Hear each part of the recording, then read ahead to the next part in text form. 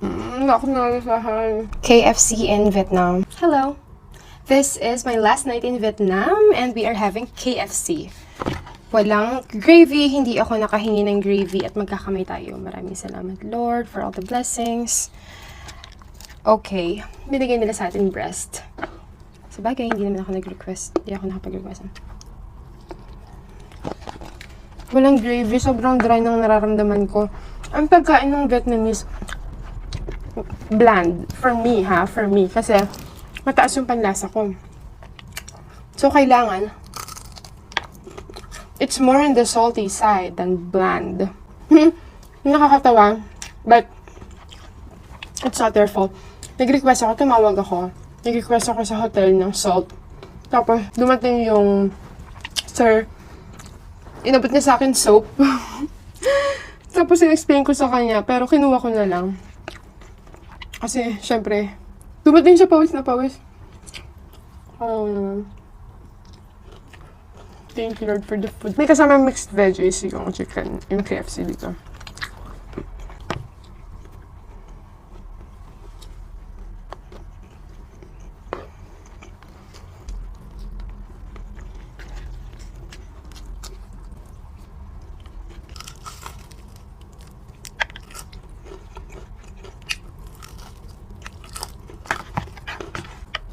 Ang naisip ko lang ngayon, since hindi ko yata ito maubos, meron bang stray cat sa baba? Bibigay ko pa yung mga laman. Kasi wala ako nakita yun.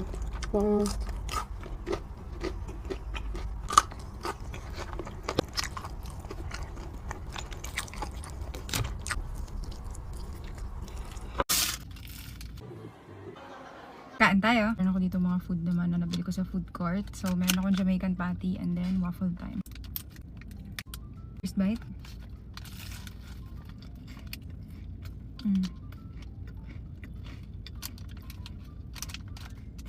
Sarap.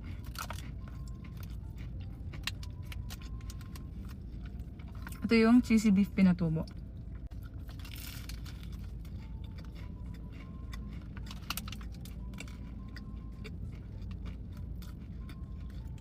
Hindi ko na alam kung kailan ako huling kumain ng waffle time. Tapos, 32 pesos na pala to.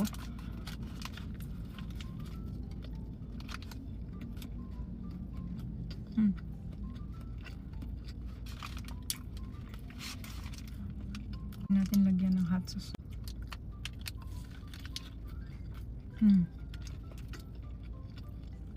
Bagay siya.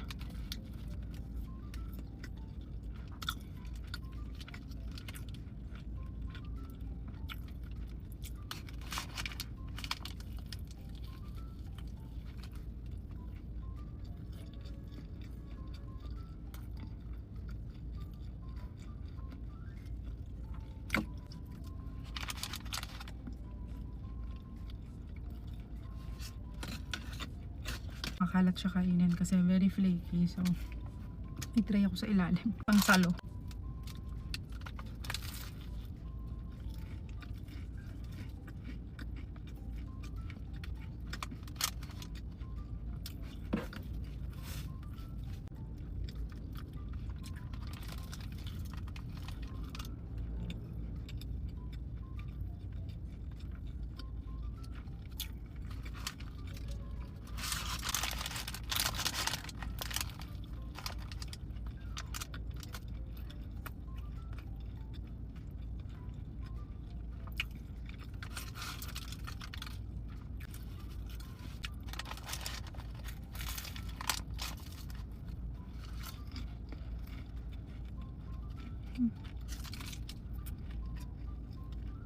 Sarap.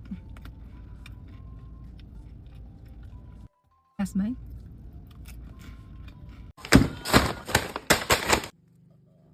Natay uling rooster dire guys, ato ning tilawan ilang manok o gani ilang limpo no.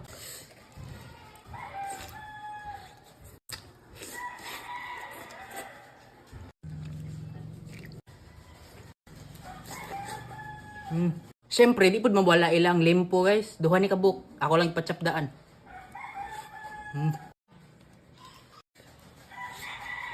Humok.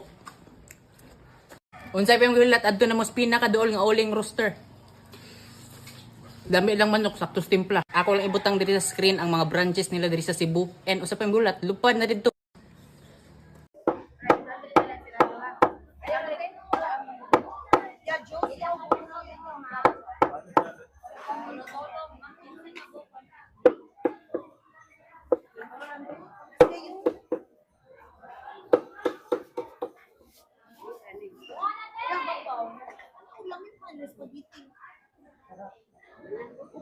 nating kilala. Kahit gaano What's up, humans? Gwapo, yapating matang matulog, bumong view. So, let's go!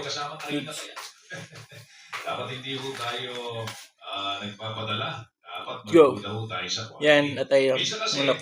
Peace po yung pharmacy sa mag-o-offer po sa inyo. Meron po kami bago rito. Mga type nyo po. Mas mura. Ako po, mga kapuso. Kesa doon sa pinipili po niyo, pinipili niyo. Eh pagka ganun mga kapuso, pilit pa rin po natin hanapin yung matagal na ho natin pinagkakatiwalaan. Ano ba yun? Right med.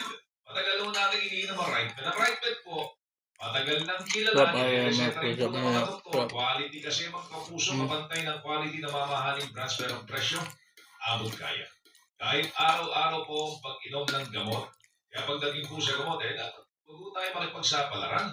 Doon na tayo sa matagal na natin pinagkakatiwalaan. Right med. Pag kailangan po natin ng gamot, basta right med, mga kapuso. If symptoms persist, consult your doctor. Super Balita sa Umaga, nationwide. Super Radio, DZBB, Bantay, Biyahe. Meron pa rin pong kilos protesta po ngayon ng mga transport Go. groups. Pero yung mga jeepney dyan po sa Alabang, Muntinlupa City, tuloy-tuloy pa rin ang Hey guys, ano hatian? Hati tayo. Murot ka ng lempo. Hindi ka murot sa inyo sa lipo eh. Isang ulit na nga lang yung sa Crispy Pata. Murot? Sarap? Ano? Charot! Kurutin ko kayo dyan eh. Nag-Gcash ko na. Stress free ang summer. I-Gcash na yan. Scan QR para saktong payment. Send money para saktong tingnan. No need to stress. Just say yes to a Gcash summer. Murot lang ha. Grabe ng direksyon itong Alabang Viaduct. Wala pang 10 itong nandito sa may Sibarn ko, dito sa may Alabang Viaduct. Ang gagawin dito ay Alabang Junction. Sa kabilang direksyon, malapit ko sa Vista Terminal Exchange, meron din sila ilang katumahan at nagtatawag dito sa mga pumapasada na makisama dito sa kanilang pagtitigil pagkada. Ang sabi ni Julio Jongko, presidente ng Malibela, Alabang, Binyan Chapter, sakripisyo itong ginagawa nilang pagta-transport side. Wala rin kita, pero sa pamamagitan nito, nais nila na iparating sa gobyerno ang kanilang hinahin, yung kanilang panawagan na sisilihin, ang mga buwis, sa petrolyo, at bigyan pa sila ng nararapat na mga alita. Kaya po kami nagsasakripisyo para dito sa strike na ito. Para po sa lahat ito, hindi po sa mga ano lang, pangkalahatan po na motorista po na Yan ay si Julio Jongko, presidente ng Manila, Alabang Binyan Chapter. May commitment ang pamahalang ng Muntinlupa City na magpapalabas ng mga pasahero para sa libreng sakay. Para dun sa mga pasahero dito kung kinakailangan. Ngunit sa mga sagaling ito, hindi naman naipunan ng mga pasahero at dahil na sa maluwag sa kalukuyan. Ako si Lynn para Super Radio DZBB. Super Radio, DZBB, Bantay, Biyahe. Super Radio! 30 minuto na po makalipas ang ikapito ng umaga, bumagsak sa pinakamababang antasang limitan sa padalang pera ng mga OFW nitong Pebrero.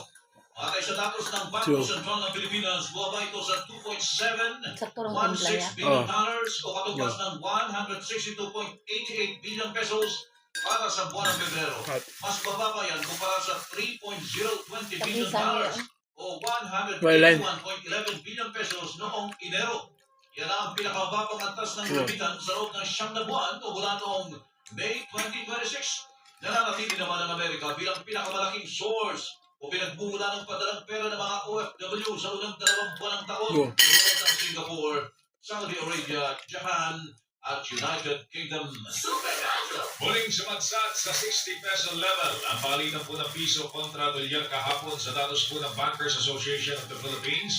Nagsarang palitan sa 60 pesos at 115 centavos kada dolyar po yan. na mas What's up, humans? Wapo, yapo ni mata-mata lubong ng beef. Let's go. What's up, Panalap Goods? proseso tayo under legal Let's go. process, no, under international law and Oh. even domestic law. I think for his case, pwedeng deportation or extradition that can be applicable sa kanyang sitwasyon and depende sa local authorities na may hawak sa kanya, no, for example, Prague authorities. Stop. But if you look at it, ang pagpasok niya sa Prague or Czech Republic ay violation of immigration laws, no? So, deportation is proper procedure for him for violation of the immigration laws, and it can be the menace to the local authorities, no? Pwede siyang ibalik sa Pilipinas by the process of deportation. Ang deportation meaning it is unilateral, it is an action by the state, no? Kung saan siya nakita. It can also be possible that extradition may be had in this case, no? Ang extradition naman, it is a formal process kung saan ang Pilipinas, halimbawa, ay mag-request sa Prague or sa Czech Republic to surrender a fugitive for prosecution or punishment. So, in the case of Zaldico, if ever, it is for prosecution because I understand that there are graft and malversation charges laban sa kanya sa Sandigan Bayan. Good. Warrant of arrest na.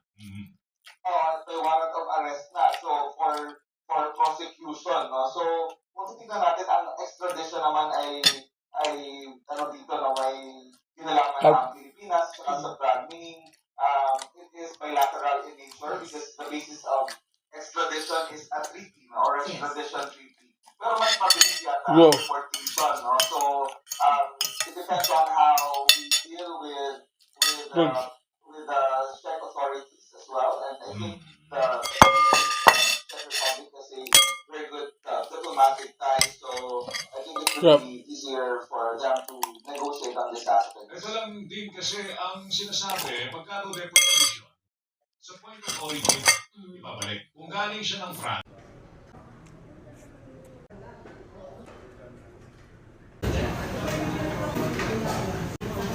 Hi loves, kain tayo. Meron ako dito chicken inasal and barbecue. Kain.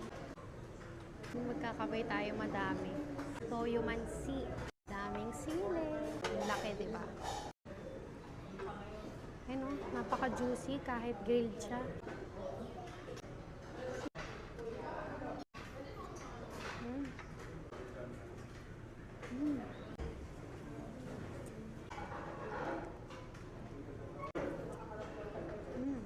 Super juicy.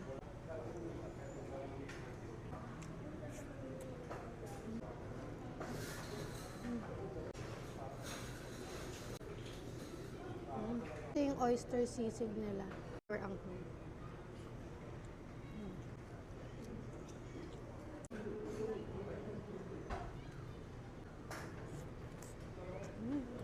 grilled bulalo.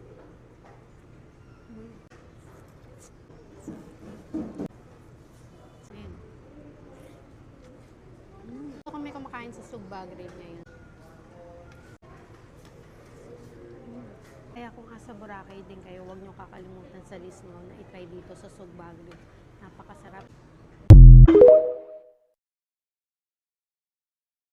Bisag dugay ko mong mata, akong favorite food jud is breakfast food. So for today's Gutom Diary, come with me to try Chio's Kitchen's breakfast all you can. But first, uhaw kay ko, so I tried this Milo Zilla. It just tasted like a Milo slushy, very sweet. But yes, for only 349 pesos per person, naa sila breakfast all you can. You get to choose anything you want sa list, basta lang mahurot nimo. I got one of each. They had different meats, some eggs, and some sweet breakfast. Mura jud kog nas balay naghukad sa akong kanon. The vibe was giving breakfast at home, pero wala ka sa balay. This includes classic Pinoy breakfast options like bacon, pork tocino, chicken tocino, longanisa, chorizo, some eggs, pancakes, rice, and naasad sila champurrado. Honestly, wala kay kumase because it just tastes like your normal breakfast food. Each person also gets one iced tea or one coffee, but big ra ang cup so it's okay na. The viands were decent. This champurrado was so creamy. My nanay loved pairing this with the a la carte nga bangus. Ganahan sad ko sa pancakes, but I hoped kami lang nagbutang sa syrup para controlled. French toast was a favorite of mine. Moist on the inside but crunchy and sweet on the outside. Waffles could be a bit more tough pa for me. Aside Ana, we also ordered their a la carte dishes like this crunch silog with dirty rice. Mura siya kanaging lechon nga giprito sa next day. But beef and chicken rani siya. That was really nice. I also tried their belly dancer nga bangos. This was very lami, but for me a bit small lang. But super lami, I wish it had more. For dessert, we had to try these cakes. This was their matcha cake. Super moist ni siya. Ganahan kay ko sa milk chocolate on top. Balanced ra ang sweetness. Next, I tried this brownie cup. I prefer my brownie to be more fudgy than this, but this was very rich in chocolate. Nice kayo siya paired with the ice cream. But maybe biased lang ko because I really love brownie a la mode. So that's it, and I'll see you on my next entry.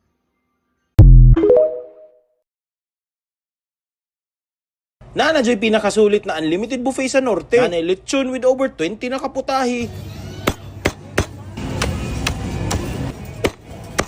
Laliman kag unlimited humba, unlimited kaldereta, unlimited dinakdakan, unlimited kari-kari, unli pansit, spaghetti, ribs, side dishes, pizza, makutasan kas kadaghan og abunda. Sir, mayong hapon. Nga po, sir. So kani diri eat all you can get.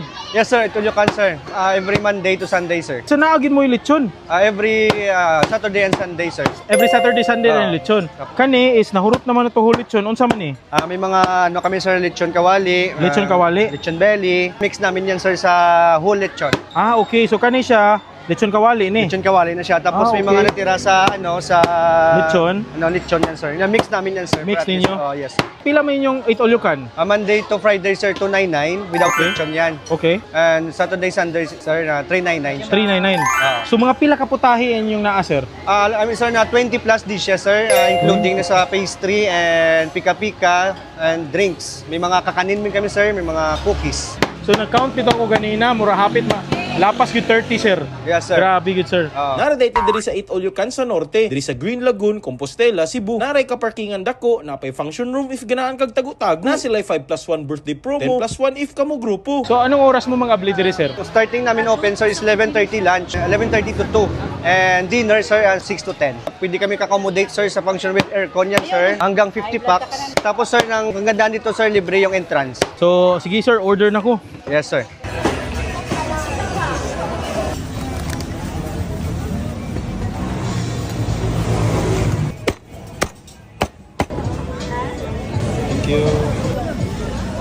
Okay, gadol, grabe kadagan tao gud rin ni kananana. No doubt daghan kay selections na pa jud lechon. So mura kag nagparade bitaw. Tapos at the end of the day sa finish line naa diha ang heaven, ang lechon. So mo nang lechon krating daghan jud nagatang. Grabe ka solid. Sugdan na nato, sugod ta silang long life. Ilang bami, isa silang pambato, ato ng tilawan. Cheers. High class quality pang restaurant level na bami.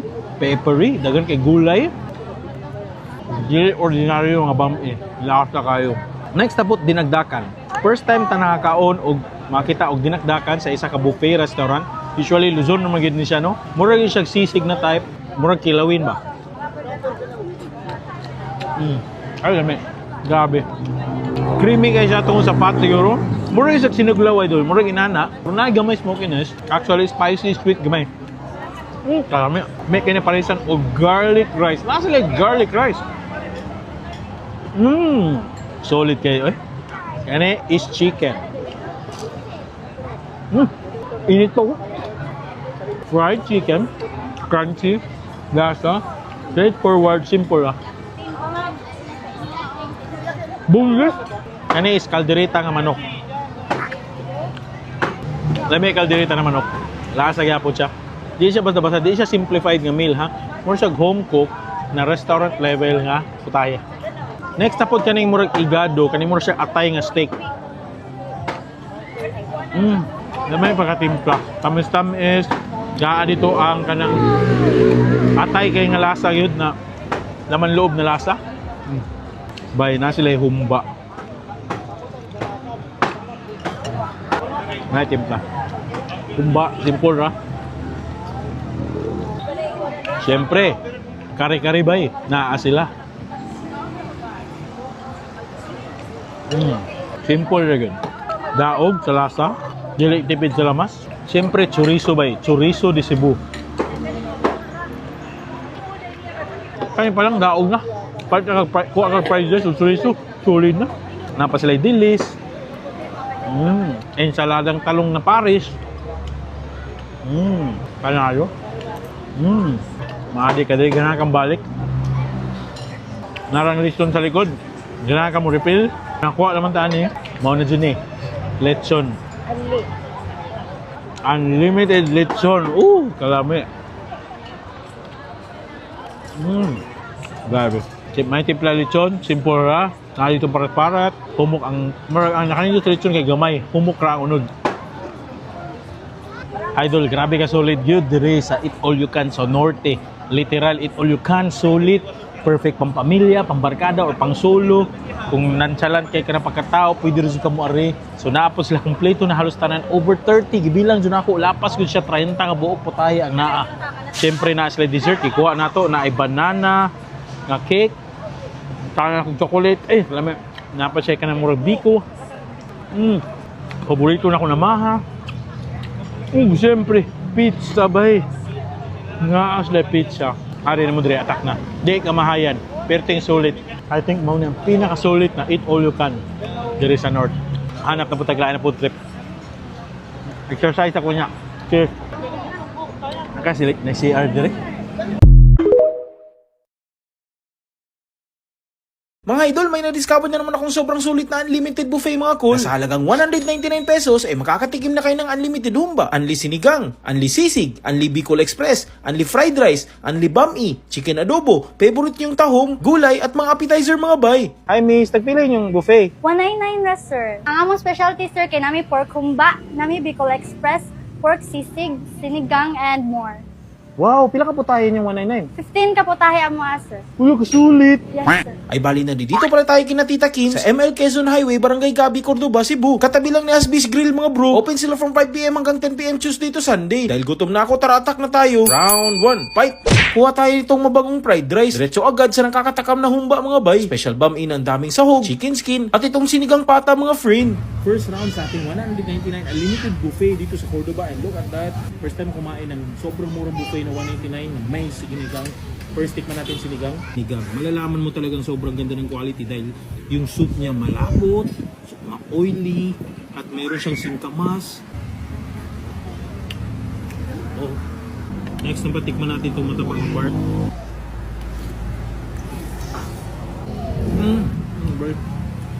Grabe mga idol, sobrang lambot, masarap. Noot yung lasa ng sinigang. Parang taste like home na level up, extraordinary. Ganda ng pagkakaasim, tamang-tama. Solid.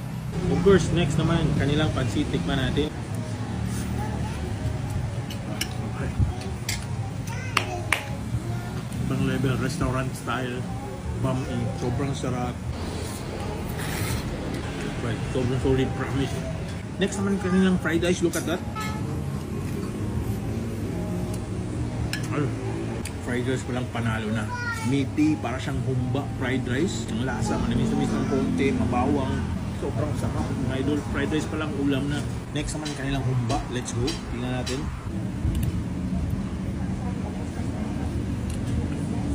Ito palang, sulit na. Sobrang sarap na humba. Walang damang simplicity. Grabe, hindi matipid sa sangka. One of the best humba ang tikman natin dito sa Cebu. Round 2, fight! Una, rice. Tong mahaba na lumpia, chicken adobo na may atay batikulon mga migo. Siyempre, paborito ni Uncle ng tahong bro. Panghuli best, itong Bicol Express. Second round sa ating Ultimate 199 buffet. Laki ng tahong, look at that.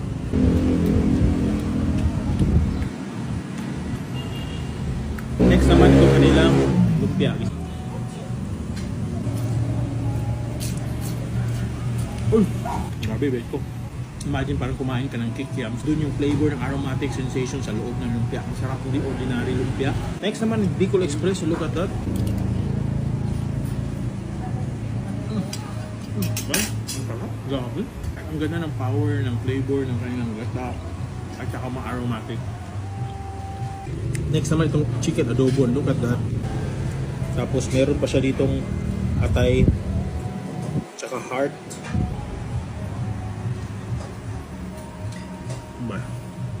Lahat naman masarap.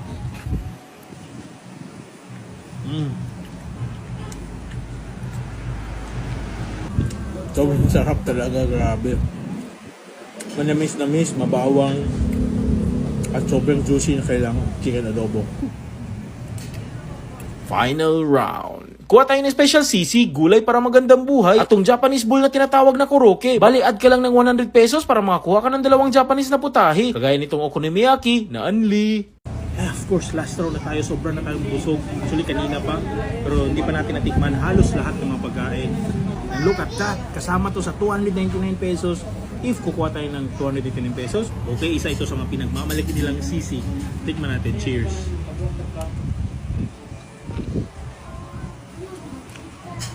Ayun. Ang sarap. Ang lambot, ang tamis. Ang sourness, nandoon. Puting alat-alat, soy saucy flavor, smokiness. Ganda ng balance. Tayo, pakbit. Ay, kahit pakbit nila, grabe. Panalo. Ini ng dessert, meron tayo dito turon at saka kamote fries. Let's try. Kamote. Kalamay nga para parang siyang coconut cream butter.